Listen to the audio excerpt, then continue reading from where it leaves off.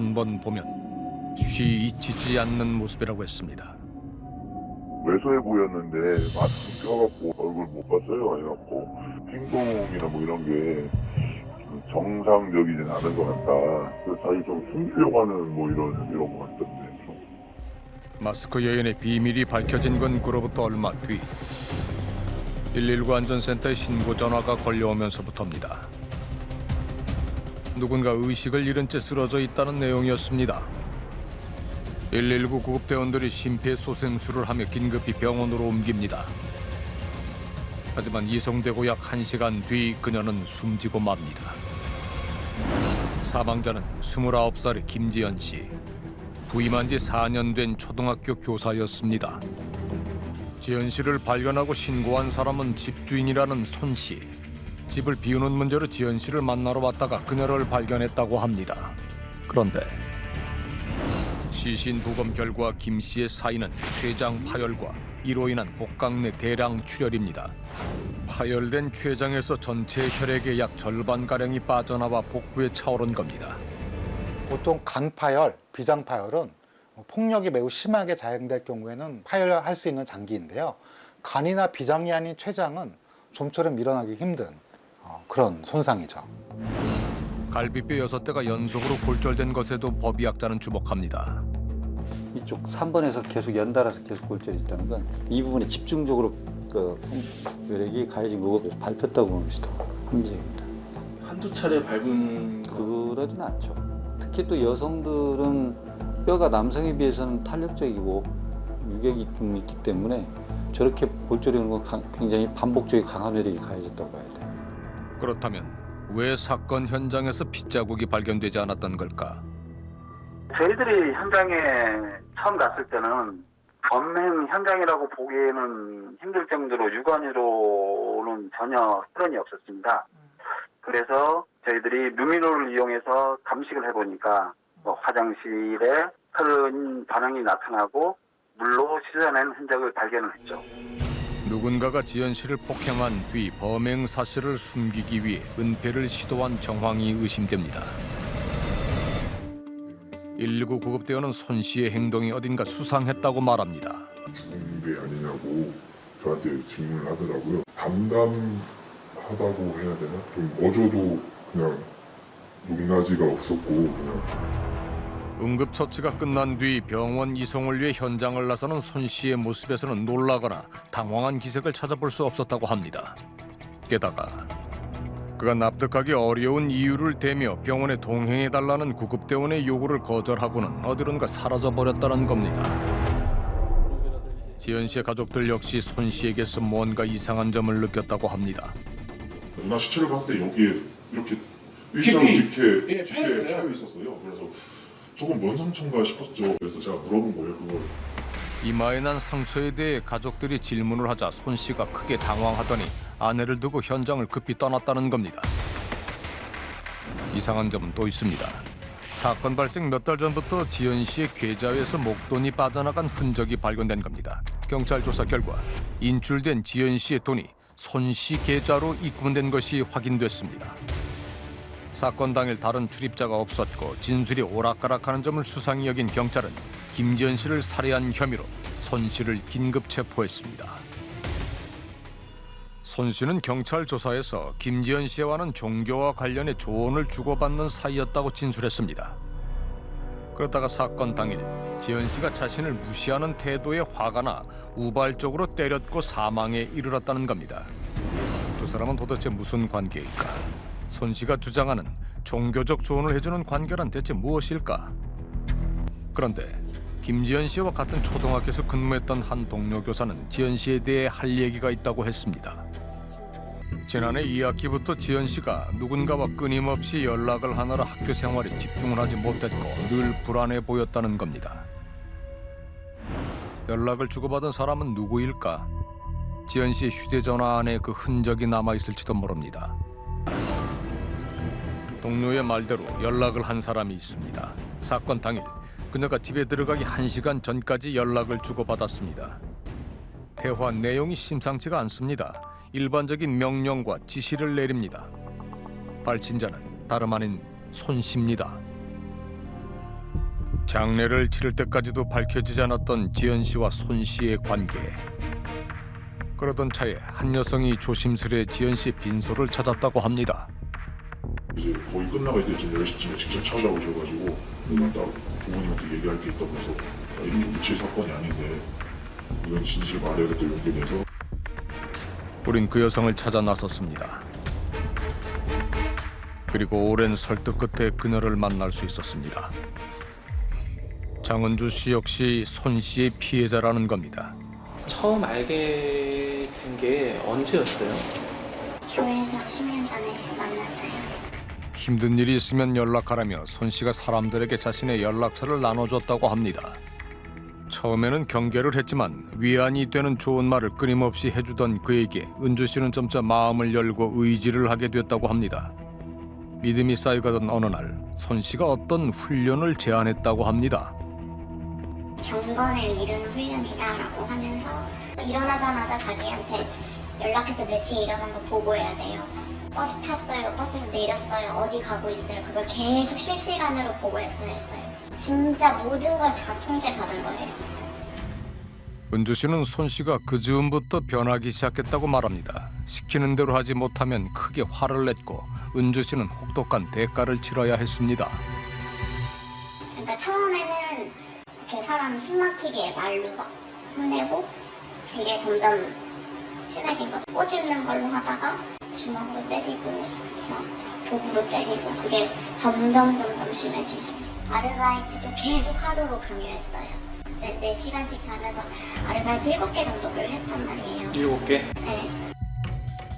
손 씨가 최소한의 생활비를 제외한 나머지를 헌금으로 내라며 가져갔고 그렇게 그에게 넘긴 돈은 도합 6천만 원에 달한다고 합니다.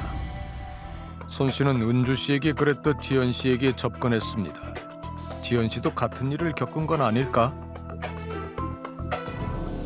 지연 씨가 평소 선글라스와 마스크를 착용한 건 손 씨에게 맞아 생긴 상처를 가리기 위해서였다고 합니다. 그녀의 몸에 남은 오랜 상처들 역시 손 씨가 때린 흔적이라는 겁니다. 폭행을 당하면서도 손 씨가 시키는 일을 멈추지 않았다는 지현 씨. 지현 씨 역시 손 씨로부터 금전적 피해를 입어왔던 것은 아닐까? 피해자가 돈을 인출해서 이제 피의자 통장으로 입금을 시키고 돈이 흘러간 정황은 저희들이 계좌 압수수색을 해서 그거를 확인을 했습니다. 그 규모가 어느 정도나 되나요 혹시? 지금 뭐 정확한 규모를 말씀드리긴 좀 곤란하고 굉장히 좀 큰 액수입니다. 1회, 2회 한 게 아니고 몇 년 동안 지속적으로 금품 갈취가 이루어졌죠. 할아버지의 죽음으로 방황하던 지연 씨에게 호의를 가정해 접근한 손 씨. 손 씨에게 몸과 마음을 구속당한 지연 씨는 끊임없는 폭력과 강압의 굴레에서 모든 것을 참고 견뎌야 했을지 모릅니다. 그리고 그 끝은 돌이킬 수 없는 비극이었습니다. 삶이 가장 힘들었을 때 접근했잖아요. 내가 육체적으로도 너무 힘들고 정신적으로도 너무 힘들고. 근데 그럴 때 누군가 와서 따뜻한 한마디를 건네어주고 위로하고 공감해주고 게다가 해결 방안까지 제시를 한다면 아마 넘어가고 싶었을 거예요. 손 씨는 피해자들의 주변 관계를 끊어놓기 위해 모든 대화 내용을 녹음해 같이 들어보고 가족이나 지인에 대해 부정적인 생각을 갖도록 지속적으로 주입시켰다고 합니다. 대체적으로 이 특징 중에 하나가 뭐냐면 사람들과의 관계, 그러니까 피해자의 주변 사람들을 철저히 차단합니다. 그래서 그 사람들을 모함을 해서 정말 정상적인 어떤 조언이나 충고를 받을 수 있는 모든 기회를 다 차단해버리기 때문에 고립되어 있는 피해자들은 스스로 가해자에게 지속적으로 의존할 수밖에 없는 구조. 건강하고 건전한 사람들마저도 이 관계 속에 들어가게 되면 주어진 프레임대로 그대로 행동하고 따라서 움직이는 방식이다라고 우리가 볼 수 있을 것이고요. 중요한 점은 이들 사건이 특수한 상황에 처한 일부 사람들만이 겪는 일이 아니라는 겁니다. 그러니까 이 사건이 두려운 이유는 우리 주변에서 얼마든지 일어날 수 있고 누구나 피해자가 될 수 있다는 것을 잘 보여주는 사건이기 때문이라는 것이죠. 피해자가 그렇게 종속되고 폭력 피해를 입을 정도로 가해자가 얼마나 악랄하고 점진적인 범행 수법을 썼는지 피해를 더 정확히 분석함으로써 이런 범죄 피해를 예방하는 쪽이 훨씬 더 현명한 전략이라고 생각이 됩니다. 위로와 공감이 절실했을 그 순간 손 씨가 그 틈을 잠식했습니다. 그리고는 그녀의 삶을, 꿈을 참혹하게 짓밟았습니다. 어쩌면 지연 씨는 죽음으로써 우리에게 묻고 있는지 모릅니다. 주위에 누군가가 삶에 지쳐 있을 때 기꺼이 기댈 어깨가 되어주고 있는가, 마음을 다해 그를 위로하고 있는가라고 말입니다.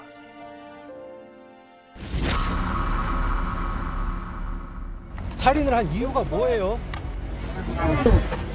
피해자한테 하실 말은 없으세요? 진 씨는 왜 살인범이 되어 나타난 걸까?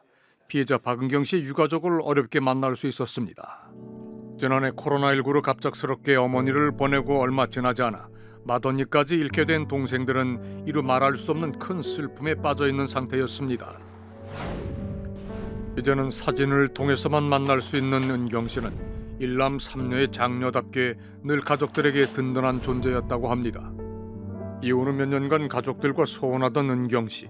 은경 씨가 다시 돌아온 건 지난해 11월 어머니의 장례식장이었습니다. 그리고 돌아온 큰언니의 옆에는 한 남자, 진 씨가 있었습니다. 가족들의 걱정과는 달리 새로운 사람을 만나 몹시 행복해 보였다는 은경 씨. 그녀를 행복하게 만든 그 남자 진 씨는 은경 씨 가족들에게도 참 잘했습니다. 새로운 인연을 만나 행복할 일만 남았을 거라고 보였던 큰언니 은경 씨. 그녀는 왜 진 씨에 의해 싸늘한 주검이 되어 가족들의 품으로 돌아와야만 했던 걸까?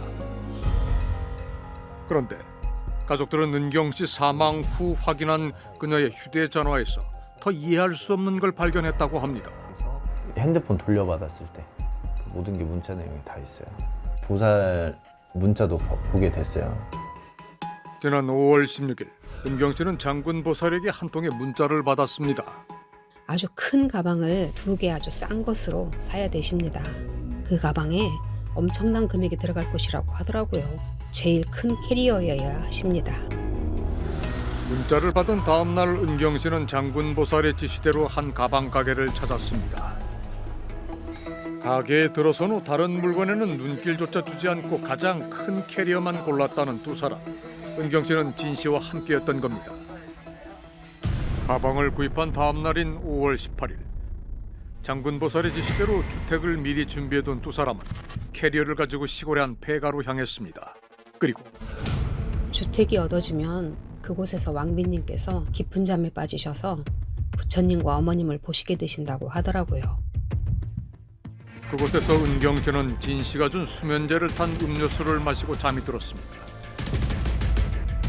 그 순간 진 씨가 그녀의 목을 졸라 살해했던 겁니다. 참 이상합니다. 은경 씨가 살해된 집도, 은경 씨를 살해한 방법도, 은경 씨 시신이 발견된 캐리어도 모두 보살의 문자와 일치합니다. 진 씨의 오랜 친구라는 그는 지난 2020년 8월 점을 보고 왔다는 날을 시작으로 거의 매일같이 은경 씨에게 장군 보살의 말을 전해주고 있었습니다. 어제 제가 점을 봤거든요. 신기한 일이 있어서요. 하고 재수씨 천생연분이라 하더라고요. 진짜 깜짝 놀랐습니다. 기가 너무 강하고 주름 하나까지도 부처님하고 똑같다고 하더라고요. 부처님의 길을 타고났다는 진 씨와 그런 진 씨를 만날 인연이었다는 은경 씨. 진 씨가 아프지 않고 잘 되기 위해서는 자신의 말을 따라야 한다고 장군 보살은 강조했습니다. 그리고는 은경 씨에게 어떤 음식을 먹어야 하고 무엇을 입어야 하며 어디서 자야 하고 심지어 진 씨와의 성관계는 언제 어떻게 해야 하는 것까지 모든 것을 지시하고 있었습니다. 결국 장군 보살의 지시대로 문신과 성형까지 했던 걸로 보이는 은경 씨. 우린 은경 씨가 보낸 문자 속에서 그녀가 엄청난 고통을 견디며 온몸에 문신을 하고 성형을 했던 이유를 찾을 수 있었습니다. 바로 진 씨를 위하는 마음 때문이었습니다. 실제로 보살 말 안 듣고 거짓말하고 엊그제 덤프에 치여서 바로 죽지도 않고 찢겨서 죽었어요. 제가 그걸 봤고요. 진 씨가 잘 되고 못 되는 것은 오로지 은경 씨의 손에 달려 있다. 보살의 말을 믿지 않을 경우 죽음에 이르게 할 수 있다는 협박의 메시지까지 은경 씨에게는 보살의 말이 기필코 따라야 하는 명령처럼 느껴졌을 겁니다. 그런데 더욱 충격적이었던 건 은경 씨를 살해한 후 장군 보살과 진 씨가 보인 행동이었다고 가족들은 말합니다. 처형을 죽인 날 죽이고 집에 와서 이제 연기를 시작하게 되는데 처형이 집을 나간 걸로 컨셉을 잡아요. 그러니까 이미 은경 씨를 살해한 후였던 진 씨가 은경 씨인 척 문자까지 보내며 마치 은경 씨가 가출한 것처럼 가족들을 속였다는 겁니다.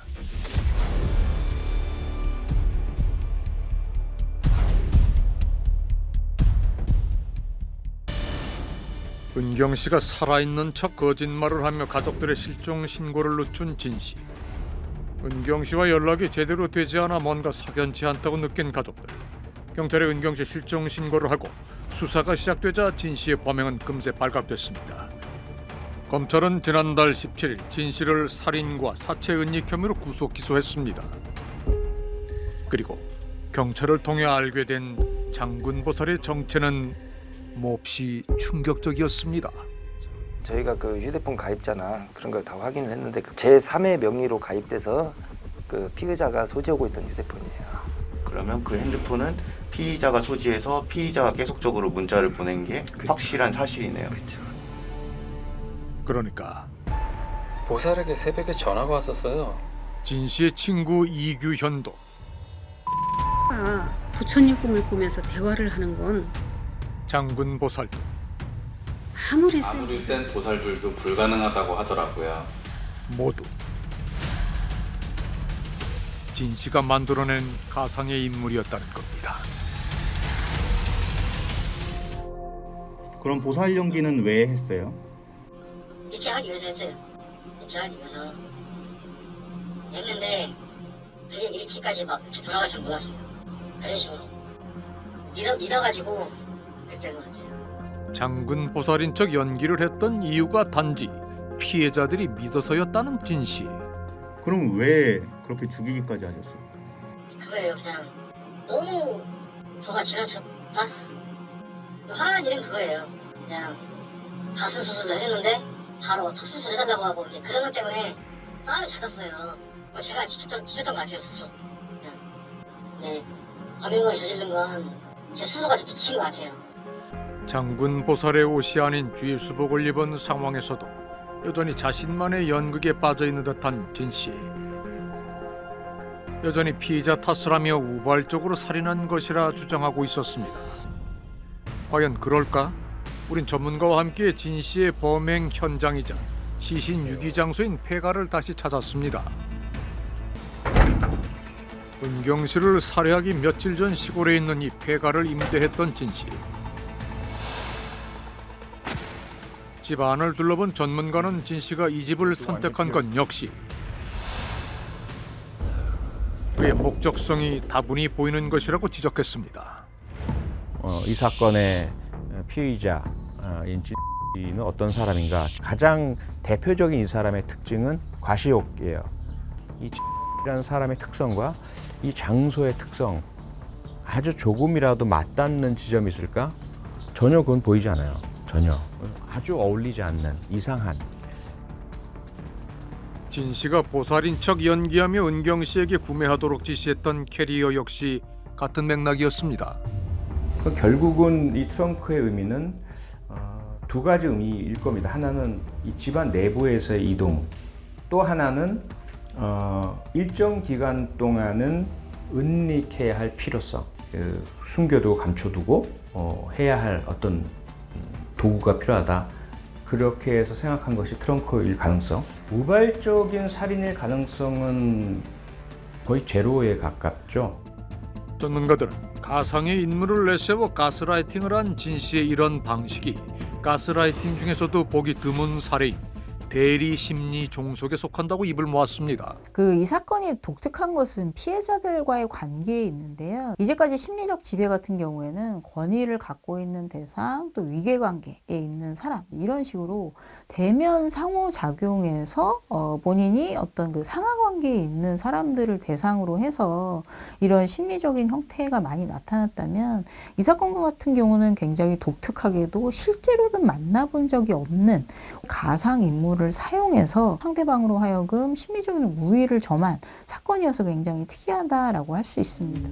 우발적 범죄였다고 주장하고 있는 살인자. 하지만 진 씨는 1인 3역까지 하며 주도 면밀하게 피해자들을 심리적으로 종속시켰습니다. 그리고 가스라이팅으로 시작한 범죄는 살인까지 이어졌습니다. 자, 가스라이팅이 지금 법률 용어입니까? 아니에요. 이것은 사실 법정에 나가면요, 이거 굉장히 논란이 많은 소지가 있는 이 범죄 유형입니다. 그래서 지금 이 가스라이팅을 저지르는 범죄자들의 어떤 그 기본적인 연구가 정말 한계예요. 이건 범죄 통계에도 사실 잡히지 않습니다. 지금 심지어 판례가 작년에 나온 걸 보면 18살 된 미성년자 피해자가 지속적으로 그루밍을 당해서 성착취를 당했는데 수감되어 있는 가해자한테 사랑한다고 편지를 보냈다는 이유로 처벌을 안 하는, 감경하는 이런 일들이 벌어지잖아요. 그래서 이게 빨리 정의되지 않는다면 저는 이런 유형의 범죄는 계속 일어날 것이다라고 보여집니다. 첫째 딸의 사진을 늘 지갑에 품고 다닌다는 은경 씨의 아버지는 오늘도 딸의 빈자리를 사무치게 느끼며 눈물로 밤을 지새우고 있었습니다. 가슴이 너무 얽매이고 미치겠어요. 또 딸이 써놓은 편지를 보니까 더 가슴이 아프네. 어느 순간 아빠의 힘없는 축 처진 어깨를 보고 아빠 역시 저희 곁에 천년 만년 계시지 않을 것이라 했지만 괜찮다고 하시지 마시고 아프면 아프다, 힘들면 힘들다 말씀하시고요. 조금 많이 씁쓸지만 사랑합니다. 은경 씨가 사망한 후에야 딸이 써놨던 편지를 보게 된 아버지. 이젠 딸의 편지에 답장조차 할 수 없게 돼버렸지만 아버지 눈물을 삼키고 펜을 들었습니다. 편지를 받을 사람은 딸이 아닌 판사였습니다. 교도소에서 살다가 나와서 보복할 것을 걱정하는 딸들에게 이 아빠가 어떻게 힘이 되어 줄 수가 없습니다. 추가 피해자들이 더 생기지 않도록 미친 살인자를 보내주세요. 무릎 꿇고 부탁드립니다.